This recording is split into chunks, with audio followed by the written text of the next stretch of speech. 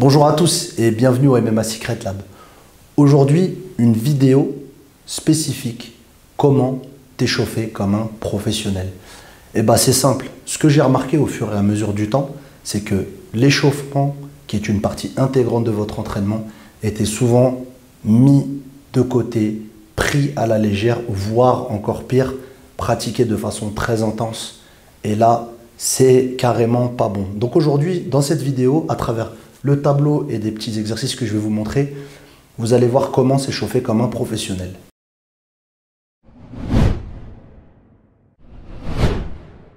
Alors c'est simple, je vous ai fait un tableau avec deux belles couleurs, noir pour les questions et bleu pour les réponses.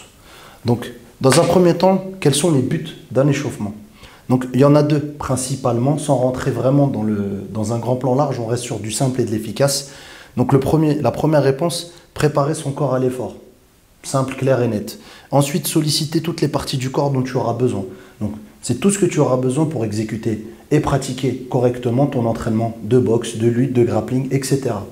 Ensuite, on a ici les avantages. Donc les avantages, ils sont multiples. Il faut savoir que les avantages de l'échauffement, déjà pour commencer, avant même de parler des avantages, sachez que l'échauffement fait partie intégrante de votre entraînement. On ne peut pas l'enlever ou mal le faire. S'il n'y a pas d'échauffement, ça va directement impacter sur votre entraînement. Donc les avantages, on augmente la température corporelle. Très important, si la température corporelle n'est pas augmentée, ça ne sera pas bon pour la suite de votre échauffement et la suite de votre entraînement. Donc c'est l'activation du système cardiovasculaire et nerveux. Obligatoire, s'il n'est pas mis en pratique, s'il n'est pas mis en activation, ça va être difficile pour la suite. Protection des muscles et des articulations. Donc ça, c'est carrément même limite, j'ai envie de dire, ce qui va le plus vous parler, c'est-à-dire éviter la blessure, autrement dit. Donc ça, c'est très important. Souvent, l'échauffement, quand il est mal abordé ou quand il est abordé de façon, comme je vous ai dit, à la légère ou voire trop d'un coup, par exemple, je vous cite un exemple, faire des burpees d'un coup dès qu'on arrive à l'échauffement, c'est pas bon du tout. On vient d'arriver, on est à froid, on fait des burpees, c'est la meilleure façon de vous blesser.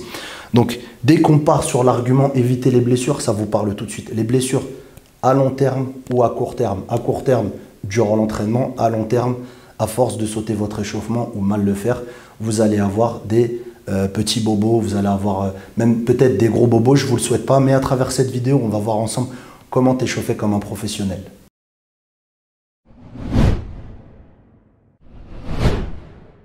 Donc voici la deuxième partie du tableau. La première chose à prendre en compte, c'est la mobilité. Donc ça va être un travail qui va se faire sur 5 minutes. La mobilité, il faut savoir que c'est assez nouveau chez nous dans les sports de combat. C'était un boulot qui n'était pas très mis en valeur ni mis en avant. Pour moi, c'est un travail complètement essentiel qui a changé la donne avec mes boxeurs, avec mes élèves, etc.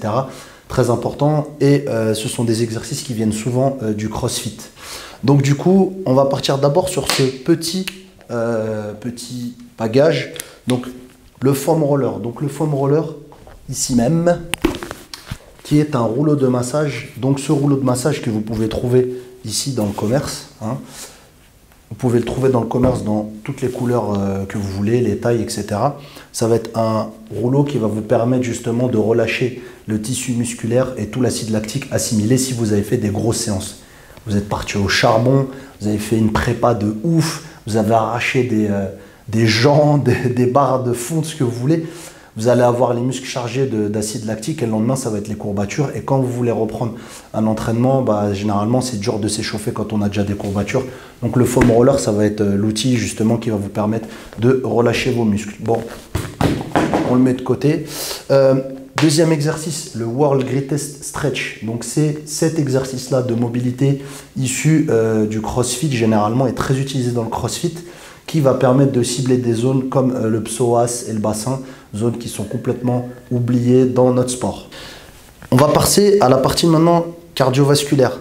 Donc, elle se travaille sur un temps de 5 minutes. Je vous recommande de ne pas faire plus, sinon on rentre sur un autre travail et à très faible intensité. Donc, ça peut être courir. Vous pouvez courir autour des tapis ou si vous avez accès à une salle de fitness et que vous avez des tapis, courir tout simplement sur le tapis. La vitesse, comme je vous ai dit, très légère. Ça peut être la corde à sauter, outil très important lors du warm-up. Warm-up, c'est l'échauffement. Donc, outil très important lors de l'échauffement, car cet outil-là va vous permettre justement d'activer le système cardiovasculaire.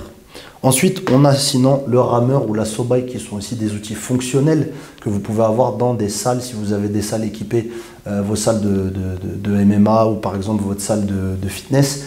Vous êtes généralement équipé d'un SoBike ou de rameur. Vous pouvez en faire, bien entendu, arraché par le rameur, arraché par la SoBike. Ça ne servira à rien du tout. C'est juste histoire de faire monter le cœur tranquillement. Et maintenant, on va passer à l'échauffement le plus important, l'ostéo-articulaire. Pour moi, je recommande un échauffement de 10 minutes qui va mobiliser toutes les articulations de la tête aux pieds.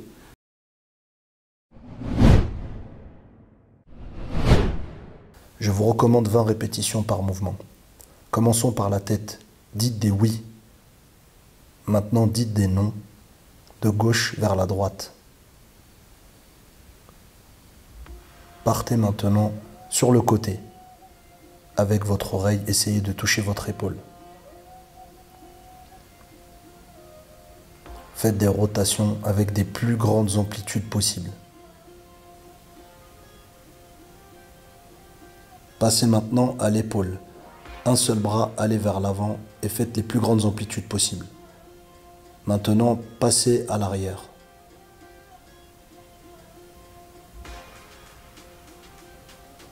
Changez de bras et passez vers l'avant. Maintenant, passez vers l'arrière.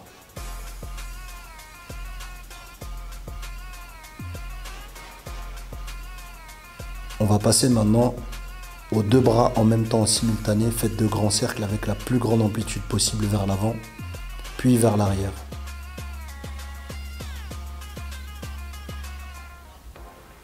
Maintenant, balancez vos bras de haut en bas dans l'axe.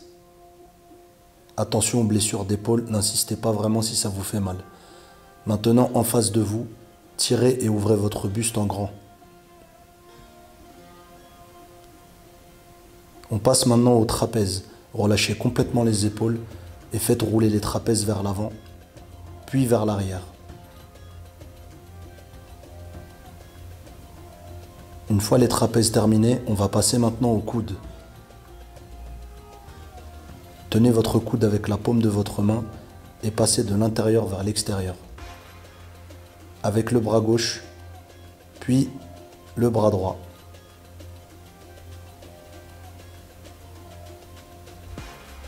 Maintenant, on va passer aux poignets. Les poignets, c'est une articulation qu'on va venir solliciter dans tous les sens.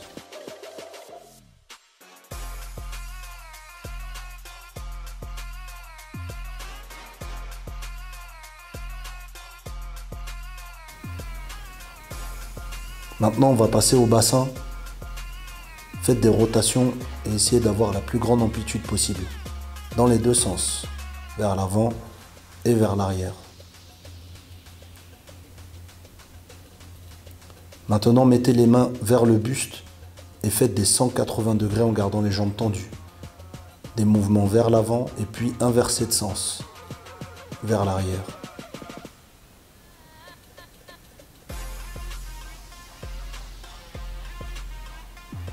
Une fois le bassin terminé, on va passer aux genoux. Veillez maintenant à ce que vos genoux et vos chevilles soient serrés. Faites des rotations dans un sens, puis dans l'autre sens. Maintenant, allez de haut en bas, sans descendre complètement vers le bas, et essayez de vous relever les jambes tendues. Maintenant, on ouvre les chevilles à la largeur des épaules et on passe en rotation vers l'intérieur, puis vers l'extérieur.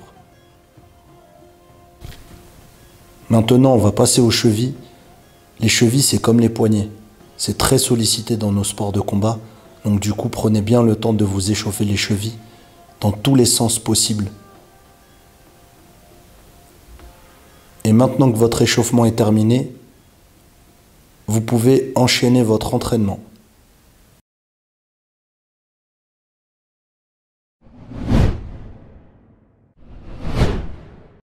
Voilà, j'espère que cette vidéo va vous servir et que dorénavant, vous allez aborder l'échauffement d'une manière plus professionnelle qu'avant. N'hésitez pas à vous abonner à la chaîne YouTube MMA Secret Lab, de mettre un pouce bleu et de mettre en commentaire ce que vous avez pensé de cette vidéo. Et si vous avez d'autres sujets que vous voulez développer, n'hésitez absolument pas à le mettre en commentaire. Et si vous ne le mettez pas en commentaire, n'oubliez pas, on se retrouvera sur le tapis et je vous ferai vomir à l'échauffement.